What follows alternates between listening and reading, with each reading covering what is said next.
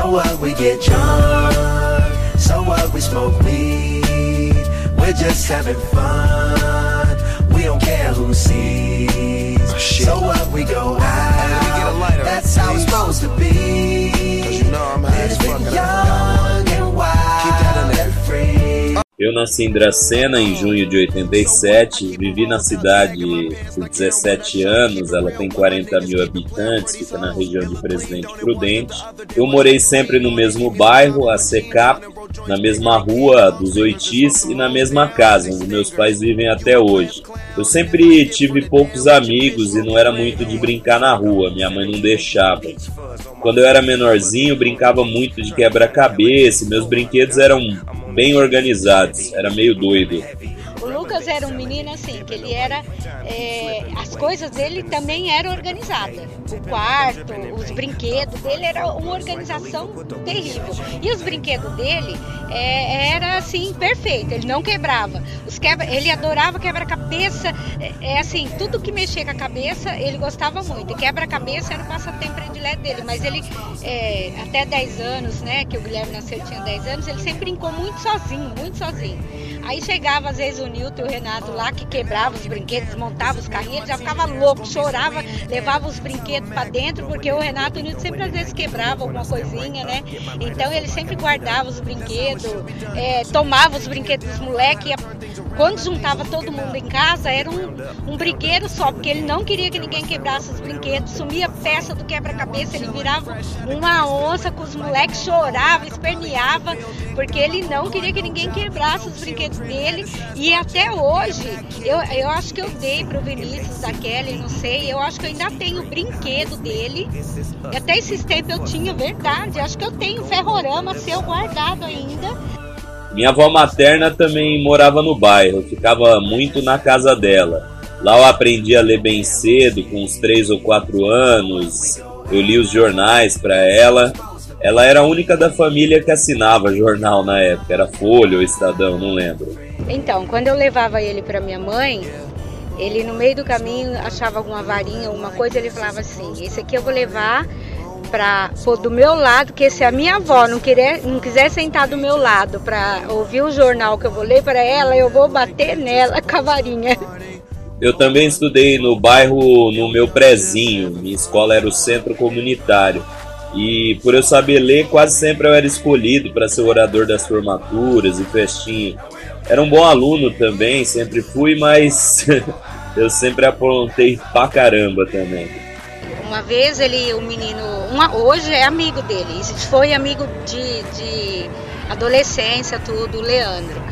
Ele pegou, o Leandro encheu tanto saco dele, que tinha aqueles tubos de cola enorme que a professora mantinha em cima da mesa para repor os pequenininhos dos alunos. Ele foi lá, catou o vidro de cola, despejou na cabeça do Leandro, o vidro todo de cola na cabeça do Leandro. Coitadinho do menino, ficou desesperado, não conseguia nem abrir o olho porque a cola pesou e ele chorava, e o Guilherme e o Lucas davam risada de ver o menino com o cílio todo colado. Até quando eu não aprontava, eu achava que estava aprontando, era costume. Ele era um menino que aprontava muito na escola, chegava em casa com um monte de bilhete. O Lucas aprontou na aula hoje, o Lucas não ficou quieto, o Lucas puxou o cabelo de não sei quem. E aí eu dava umas broncas, um puxão de orelha, às vezes uma chinelada, uma cintada, do que merecia, dependendo da bronca. Aí uma vez ele estava cansado de receber tanta bronca, tanto bilhete, porque era só bilhete de bronca. E aí a professora mandou um bilhete falando que não ia ter aula naquele dia, que ela tinha médico, e ele, com medo de apanhar, jogou o bilhete fora. No outro dia eu mandei ele para a escola. Chegou aqui, ele ficou trancado aqui dentro e eu fui para a cidade, para a rua. Cheguei lá, encontrei a professora, falei, ué, não tem aula hoje, Fátima? Ela falou, não, eu mandei bilhete avisando, o Lucas não entregou? Eu falei, não. Aí eu vim correndo para casa doida, naquela época eu não tinha carro, vim de circular.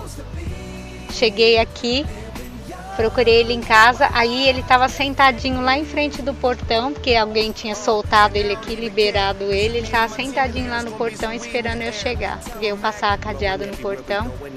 Aí eu fiquei com dó, não bati não dei bronca nele não, fiquei com dó porque tadinho ficou lá sentado, esperando eu chegar. Quando eu era pequeno, eu era muito católico. Minha família vivia na igreja, até cheguei a ser professor de catecismo. Eu herdei isso do meu pai, que foi meu primeiro professor de catecismo. O Lucas, como também o Guilherme, sempre foi com a gente na igreja, sempre esteve presente na igreja na infância, na adolescência, sempre estiveram junto com a gente. E quando ele tinha 6 anos, ele disse que queria fazer catecismo. E naquela época não podia. O catequista só podia aceitar quem soubesse escrever ou ler. Não podia aceitar qualquer um na catequese. Ele tinha que ter a idade também. Porque desde os 5 anos ele já sabia. Eu fui lá, argumentei com a catequista, né? Eu disse pra ela, olha, ele sabe ler, ele sabe escrever. Como que um menino de 6 anos sabe escrever? Eu falei, ele sabe porque desde o comecinho da vida dele ele já aprendeu a ler. A gente já foi ensinando ele a ler e com 3 anos ele já lia e escrevia. E nessa época os catequistas relutaram lá, não vamos aceitar, nós não queremos. Eu criei uma classe de catequese no meu bairro, eu criei uma classe. Fui lá, conversei com o nosso pároco na época, falei, olha, eu assumo essa responsabilidade da classe de catequese no meu bairro. E peguei essa classe e levava ele todo dia na catequese, os melhores na catequese comigo. Por quê? Porque sempre aprendeu, né, os caminhos da igreja junto com a gente. Eu e a Nereide sempre levamos eles na igreja. E isso pra mim acho que foi uma história muito bonita, porque eu tive que assumir uma sala de catequese para que ele pudesse fazer o catecismo na igreja católica. Aliás, ele me ensinou muita coisa e não foi só o catecismo. Eu comprava lápis de escrever, muito lápis de escrever, porque o Lucas comia tudo à ponta, vinha aquele lápis horroroso. Então eu comprava lápis direto. E o Donizete ficava, mas por que? Lápis de novo? Escrever não tem condições, lápis de cor de novo. Comprou o mês passado, esse mês de novo. Não dá pra ficar comprando todo mês. Ah, mas o Lucas come o lápis, fica aquele lápis horroroso e eu não gosto, fica feio, o material feio. Aí ele falou, peraí que agora eu quero ver se ele vai comer mais o lápis. Pegou todos os lápis do Lucas de cor e lápis de escrever e passou na bunda. E aí o Lucas chorava que ele ia levar na boca, ele lembrava, mesmo que ele lavou todos os lápis, ele não comeu mais os lápis em cima, nada, porque toda vez que ele levar na boca, ele lembrava que o pai dele passou na bunda e não comeu mais os lápis. Logo que o Lucas começou a crescer, a gente sempre foi assim, muito carinhoso. Eu e o Lucas, eu e o Guilherme, tem os nossos momentos de carinho também. Nós somos duros, mas somos carinhosos. E eu e o Lucas, nós tínhamos um negócio de campeonato de beijo.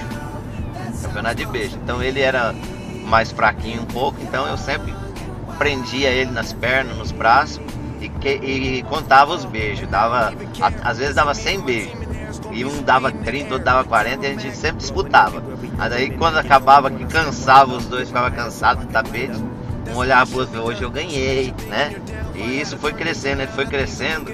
E quando ele foi pra faculdade, uma época ele voltou e ele já tava bem grandão, né? E a minha idade foi chegando também. E ele me jogou no chão e a gente começou a fazer o campeonato de beijo. E aquele dia eu perdi, né? Aí ele ficou tirando sarro. Eu ganhei de você, não sei o quê. Então eu deixo assim, isso como uma lembrança muito boa da minha vida, né? Esse campeonato de beijo. Eu acho que se todo pai fizesse esse campeonato de beijo seria muito interessante, porque a gente pegou uma intimidade muito grande um com o outro. Intimidade muito. So what, we go out, that's how it's supposed to be. Living young and wild and free. Yeah, roll one, smoke one. When you live like this, you're supposed to party.